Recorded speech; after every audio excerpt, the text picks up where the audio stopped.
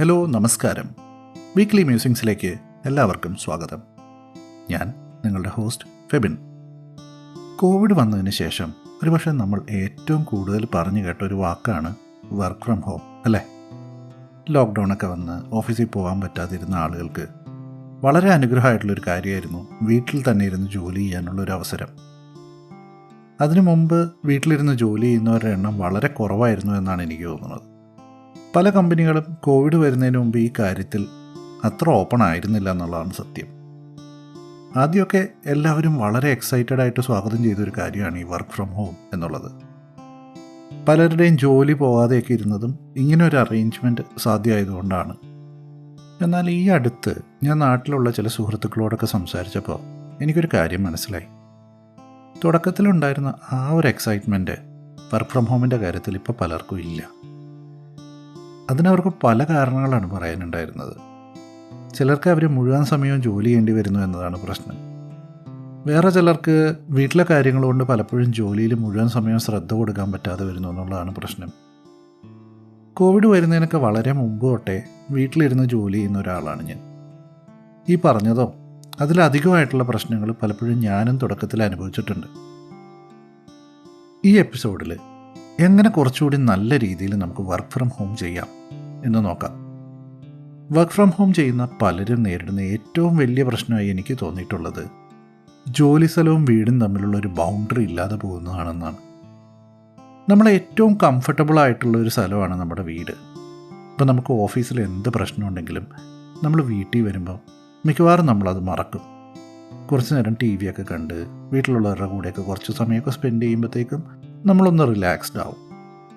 അതിന് നേരെ ഓപ്പോസിറ്റാണ് പലപ്പോഴും ഓഫീസിലെ അവസ്ഥ.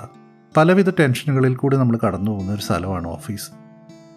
ഡെഡ് ലൈൻസ് ഉണ്ടാവാം, ടാർഗറ്റ്സ് ഉണ്ടാവാം, പലതരം റിപ്പോർട്ടുകൾ ഉണ്ടാക്കാനുണ്ടാവാം, കുറേ മീറ്റിങ്ങുകൾ അറ്റൻഡ് ചെയ്യാനുണ്ടാവാം. അങ്ങനെ നമുക്ക് പലതരം ടെൻഷൻ തരുന്നൊരു സ്ഥലമാണ് നമ്മുടെ ഓഫീസ്. ഇപ്പം നമ്മൾ വീട്ടിലിരുന്ന് ജോലി ചെയ്ത് തുടങ്ങുമ്പോൾ ഉണ്ടാകുന്ന ഒരു ഏറ്റവും വലിയ പ്രശ്നം എന്താണെന്ന് വെച്ചാൽ നമ്മൾ റിലാക്സ് ചെയ്യാൻ ഏറ്റവും അധികം ഉപയോഗിക്കുന്ന സ്ഥലം നമ്മൾ നമ്മുടെ ടെൻഷൻ കൈകാര്യം ചെയ്യുന്ന സ്ഥലമായി മാറുന്നു എന്നുള്ളതാണ്. അതോടുകൂടിയിട്ട് നമുക്ക് റിലാക്സ് ചെയ്യാനുള്ള സ്ഥലം പതുക്കെ ഇല്ലാതാവും. അത് നമ്മളെ നെഗറ്റീവായിട്ട് ബാധിക്കുകയും ചെയ്യും. ഇതാണ് വർക്ക് ഫ്രം ഹോമായിട്ട് അസോസിയേറ്റഡ് ആയിട്ടുള്ള ഏറ്റവും വലിയൊരു പ്രശ്നമായിട്ട് എനിക്ക് തോന്നിയിട്ടുള്ളത്. ഈ ഒരു പ്രശ്നം മറികടക്കാനുള്ള ഏറ്റവും എളുപ്പമുള്ള വഴി എന്ന് പറയുന്നത് നമ്മുടെ വീട്ടിൽ ഡെഡിക്കേറ്റഡ് ആയിട്ടുള്ളൊരു വർക്ക് സ്പേസ് ഉണ്ടാക്കിയെടുക്കുക എന്നുള്ളതാണ്. ഏതെങ്കിലും മുറികൾ ഒഴിവുണ്ടെങ്കിൽ നമുക്കൊരു മുറി തന്നെ ജോലി ചെയ്യാനായിട്ട് തിരഞ്ഞെടുക്കാം. അതില്ലെങ്കിൽ മറ്റുള്ളവരിൽ നിന്നും തിരക്കുകളിൽ നിന്നും മാറിയ ഒരു സ്ഥലം നിങ്ങൾക്ക് ജോലി ചെയ്യാനായിട്ട് തിരഞ്ഞെടുക്കാം. ഒരിക്കലും നിങ്ങൾ കിടന്നുറങ്ങുന്ന മുറി ഇതിനായിട്ട് തിരഞ്ഞെടുക്കാതിരിക്കുക. കാരണം നമ്മൾ ഉറങ്ങുന്ന മുറിയിൽ നമുക്ക് ഏറ്റവും പീസ്ഫുള്ളായിട്ടൊരു അന്തരീക്ഷം വേണ്ടത് വളരെ അത്യാവശ്യമാണ്. നമ്മുടെ ടെൻഷനൊക്കെ മാറ്റിവെച്ച് നമ്മൾ മനസ്സൊന്ന് റിലാക്സ്ഡായി ഉറങ്ങാനായിട്ട് വരുന്നൊരു സ്ഥലമാണത്.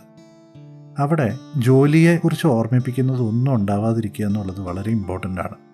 അതിപ്പോൾ നിങ്ങളുടെ ലാപ്ടോപ്പ് ആവാം, അല്ലെങ്കിൽ ഫയലുകളാവാം. ഇതൊന്നും നിങ്ങളുടെ ബെഡ്റൂമിലേക്ക് കൊണ്ടുവരാതിരിക്കുക.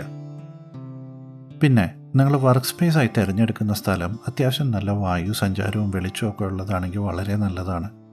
ഇത് കൂടുതൽ നന്നായിട്ട് ജോലി ചെയ്യാനും വർക്ക് സ്പേസിലൊരു പോസിറ്റീവ് വൈബ് ഉണ്ടാക്കാനും ഒക്കെ വളരെയധികം സഹായിക്കും. അടുത്തൊരു പ്രശ്നമാണ് നമ്മൾ ജോലി ചെയ്യുമ്പോൾ നമുക്കുണ്ടാകുന്ന ഡിസ്ട്രാക്ഷൻസ്. പലപ്പോഴും വീട്ടിലിരുന്ന് ജോലി ചെയ്യുമ്പോൾ വീട്ടിലെ പല കാര്യങ്ങളിലും ഇടപെടാൻ സ്വാഭാവികമായിട്ട് നമുക്ക് തോന്നാം. അല്ലെങ്കിൽ വീട്ടിലുള്ള മറ്റുള്ളവർ പല കാര്യങ്ങൾക്കും നമ്മുടെ സഹായം ആവശ്യപ്പെടും. അങ്ങനെ വിവിധ കാരണങ്ങൾ കൊണ്ട് നമ്മൾ ഡിസ്ട്രാക്റ്റഡ് ആവാം. ഇത് പരമാവധി ഒഴിവാക്കാൻ ശ്രമിക്കുക. ചിലപ്പോൾ വീട്ടിലെന്തെങ്കിലും ജോലി ഉണ്ടാവാം. പരമാവധി പാചകം പോലെയുള്ള ജോലികൾ തലേ ദിവസം വൈകുന്നേരം തീർത്തു വയ്ക്കാൻ ശ്രമിക്കുക. നിങ്ങൾ ജോലി ചെയ്യുന്ന സമയം നിങ്ങൾ ഓഫീസിലാണെന്ന് വിശ്വസിക്കാൻ വീട്ടിലുള്ള ബാക്കിയുള്ളവരെ ശീലിപ്പിക്കുക. നമ്മുടെ വീട്ടിൽ കുട്ടികളൊക്കെ ഉണ്ടെങ്കിൽ ഇത് വളരെ ബുദ്ധിമുട്ടുള്ളൊരു കാര്യമാണ്. എന്നാലും പരമാവധി ഇതിനായിട്ട് ശ്രമിക്കുക. ഇങ്ങനെ എത്രത്തോളം നിങ്ങൾക്ക് ഡിസ്ട്രാക്ഷൻ ഒഴിവാക്കാൻ സാധിക്കുമോ അത്രയും നിങ്ങൾക്ക് നിങ്ങളുടെ ജോലിയിൽ കൂടുതൽ ശ്രദ്ധിക്കാനും ആ ഒരു സമയം പ്രൊഡക്റ്റീവായിട്ട് ഉപയോഗിക്കാനും കഴിയും.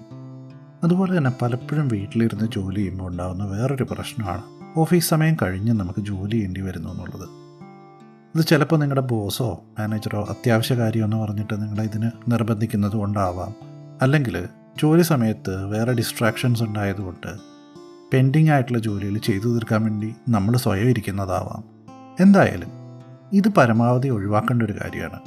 നമ്മൾ ജോലി ചെയ്യാനിരിക്കുമ്പോൾ നമ്മൾ നിശ്ചിതമായൊരു ജോലി സമയം തീരുമാനിക്കുകയും ആ സമയത്ത് മുഴുവനായിട്ടും ജോലിയിൽ ശ്രദ്ധ കൊടുക്കുകയും വേണം. ആ സമയത്തിന് ശേഷം നമ്മുടെ വർക്ക് സ്പേസിൽ നിന്ന് നമ്മൾ പുറത്തു വരികയും നമ്മുടെ വീട്ടിലേക്കോ അല്ലെങ്കിൽ വേറെ എന്തെങ്കിലും ഒരു റിലാക്സേഷൻ കിട്ടുന്ന ആക്ടിവിറ്റിയിലേക്കോ നമ്മൾ ശ്രദ്ധ കൊടുക്കുകയും വേണം. ഇത് ഒരു വർക്ക് ലൈഫ് ബാലൻസ് ഉണ്ടാകുന്നതിന് വളരെയധികം സഹായിക്കുന്ന ഒരു കാര്യമാണ്. പിന്നെ നിങ്ങൾ ഇങ്ങനെ ജോലി ചെയ്യാനായി തീരുമാനിക്കുന്ന ആ ഒരു സമയം അത് കൃത്യമായിട്ട് നിങ്ങളുടെ മേലധികാരികളായിട്ടും ബാക്കിയുള്ള കൊളീഗ്സായിട്ടൊക്കെ കമ്മ്യൂണിക്കേറ്റ് ചെയ്യുക. ഇത് അവരുടെ എക്സ്പെക്റ്റേഷൻ ലെവൽ സെറ്റ് ചെയ്യാനായിട്ട് വളരെയധികം സഹായിക്കും. കാര്യം നിങ്ങൾ ഇത്ര മണി തൊട്ട് ഇത്ര മണി വരെയാണ് ജോലി ചെയ്യുന്നത് എന്ന് എല്ലാവർക്കും അറിയാമെങ്കിൽ ആ ഒരു സമയത്തിന് ശേഷം അല്ലെങ്കിൽ അതിനു മുമ്പ് നിങ്ങളെ വിളിക്കാൻ അവർക്കൊരു മടിയുണ്ടാവും. ഇതും വർക്ക് ലൈഫ് ബാലൻസ് നിലനിർത്തുന്നതിന് വളരെയധികം സഹായിക്കുന്ന ഒരു കാര്യമാണ്.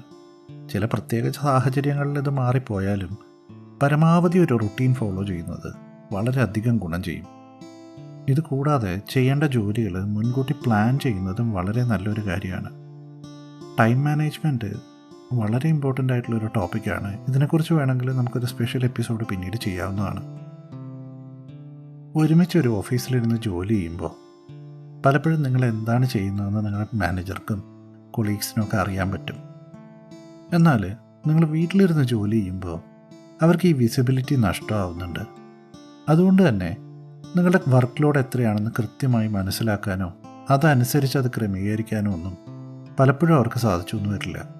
ഇതൊരു വലിയ പ്രശ്നമാണ്. ഇതുകൊണ്ടാണ് പലപ്പോഴും മാനേജർമാർ നിങ്ങൾക്ക് കൂടുതൽ ജോലി അസൈൻ ചെയ്യുന്നത്. അതിന് അവരെ കുറ്റം പറയാൻ പറ്റില്ല. കാര്യം അവർക്കൊരു വിസിബിലിറ്റി ഇല്ല. നിങ്ങൾ എന്താണ് ചെയ്തത്, എത്ര ഇനിയും ചെയ്യാനുണ്ട്, നിങ്ങൾ എത്രത്തോളം സ്ട്രെസ്ഡ് ആണെന്നുള്ളതിനെക്കുറിച്ച് അവർക്കൊരു ക്ലാരിറ്റി ഇല്ലാത്തത് കൊണ്ടാണത്. ഈ ഒരു പ്രശ്നം നമുക്ക് എങ്ങനെയാണ് സോൾവ് ചെയ്യാൻ പറ്റുക?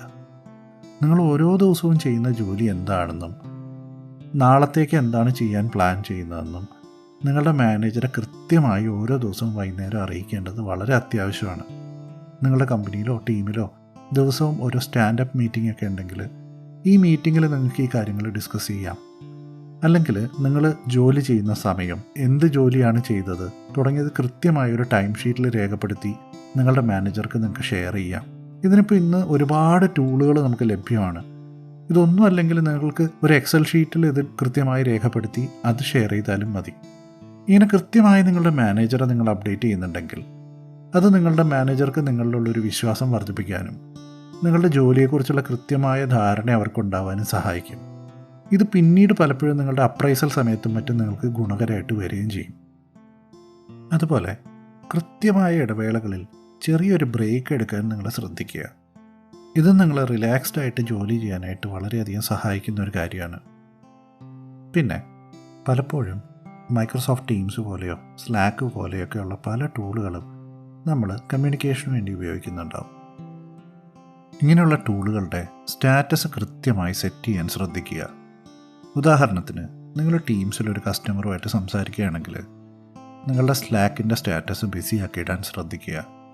അതേപോലെ തിരിച്ചും.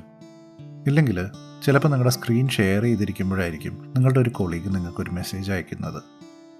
അത് ചിലപ്പോൾ നിങ്ങളുടെ കസ്റ്റമർ കാണാൻ പാടില്ലാത്തൊരു മെസ്സേജ് ആയിരിക്കാം. അപ്പോൾ അങ്ങനെയുള്ള സിറ്റുവേഷൻസ് ഒഴിവാക്കാൻ ഇത് വളരെയധികം സഹായിക്കും. അതേപോലെ മറ്റുള്ളവർക്ക് മെസ്സേജ് അയക്കുന്നതിന് മുമ്പ് അവരുടെ സ്റ്റാറ്റസ് ചെക്ക് ചെയ്യുന്നതും വളരെ നല്ലൊരു കാര്യമാണ്. പിന്നെ നിങ്ങൾക്ക് എത്ര ഓർഗനൈസ്ഡ് ആയിട്ടിരിക്കാൻ പറ്റുമോ അത്രയും ഓർഗനൈസ്ഡ് ആയിട്ടിരിക്കുന്നത് വർക്ക് ഫ്രം ഹോമിൽ വളരെ ഇമ്പോർട്ടൻ്റ് ആയിട്ടുള്ളൊരു കാര്യമാണ്. നിങ്ങളുടെ വർക്ക് സ്പേസ് പരമാവധി വൃത്തിയായി സൂക്ഷിക്കുക. ഓരോ ദിവസവും ജോലി കഴിയുമ്പോൾ കൃത്യമായി കാര്യങ്ങളെല്ലാം ഒന്നൊരു ഓർഡറിലാക്കി അടുക്കി വയ്ക്കുക, പൊടി തുടച്ച് വയ്ക്കുക. അങ്ങനെയൊക്കെ ചെയ്യുന്നത് പിറ്റേ ദിവസം ജോലിക്ക് വരുമ്പോൾ ഉണ്ടാകുന്ന ഒരു മടുപ്പ് ഒഴിവാക്കാൻ വളരെയധികം സഹായിക്കുന്ന ഒരു കാര്യമാണ്.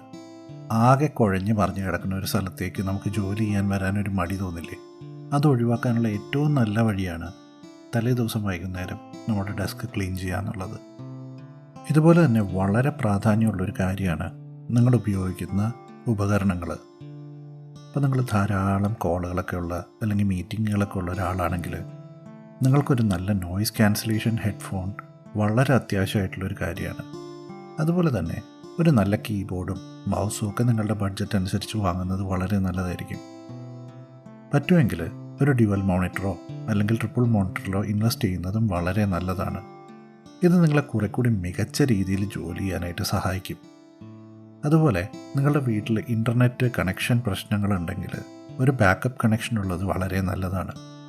അതുപോലെ കറണ്ടിൻ്റെ ലഭ്യത പ്രശ്നങ്ങളുണ്ടെങ്കിൽ, ഇടയ്ക്കിടയ്ക്ക് കറണ്ട് പോകുന്ന പ്രശ്നമൊക്കെ ഉണ്ടെങ്കിൽ ഒരു ഇൻവെർട്ടറോ UPS പോലെയുള്ളൊരു ബാക്കപ്പ് ഉള്ളതും വളരെ നല്ലതാണ്.